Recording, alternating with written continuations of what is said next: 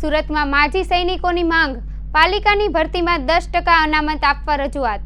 દેશભરમાં અગ્નિપથ યોજના અંતર્ગત નિવૃત્ત થતા સૈનિકોને 10% અનામત ભરતીમાં આપવાની વાત થઈ રહી છે, ત્યારે સુરતમાં માજી સૈનિકો દ્વારા પાલિકા સમક્ષ માંગ કરવામાં આવી છે। આજે સૈનિકો મહાનગરપાલિકાની કચેરી પહોંચ્યા હતા, જ્યાં તેઓએ પાલિકાની ભરતીમાં માજી સૈનિકો માટે 10% અનામતની માંગ કરી છે। એસએમસીની ભરતીમાં માજી સૈનિકો માટે 10% અનામતની માંગણી કરવામાં આવી છે।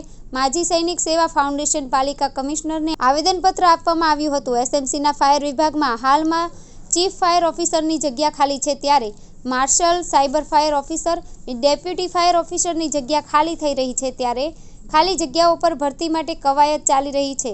માર્શલની ભરતી પ્રક્રિયામાં તો વેઇટિંગ લિસ્ટ પણ તૈયાર છે, પરંતુ ભરતીમાં માર્શલ સહિતના હોદ્દા માટે માજી સૈનિકો માટે 10% જગ્યા અનામત રાખવાની માંગણી ઉઠી છે। દેશ માટે વર્ષો સુધી ફરજ બજાવતા સૈનિકોને સાચા અર્થમાં લાભ મળે એવા પ્રયાસો કરવા જોઈએ તેવી માજી સૈનિકો માંગ કરી રહ્યા છે। જય હિન્દ। સુરત જિલ્લા પ્રમુખ મુકેશભાઈ પાટીલ। આજે અમે જે આવેદનપત્ર આપવામાં આવ્યું છે એ અમારા માજી સૈનિકોને 10% અનામત મળવું જોઈએ। સુરત મહાનગરપાલિકાની અંદર જે પણ ભરતી થાય છે 2 થી 1 વર્ષની અંદર અમને અનામત મળ્યું નથી। એના માટે અમે અનામત માજી સૈનિકો દ્વારા આપવામાં આવ્યું છે। સુરત કમિશનર અને સુરત મેયર સાહેબને આપવામાં આવ્યું છે। કેટલા લોકો તમે અહીંયા આવેદનપત્ર અમે ટોટલ 20 થી 25 લોકો આવ્યા છે।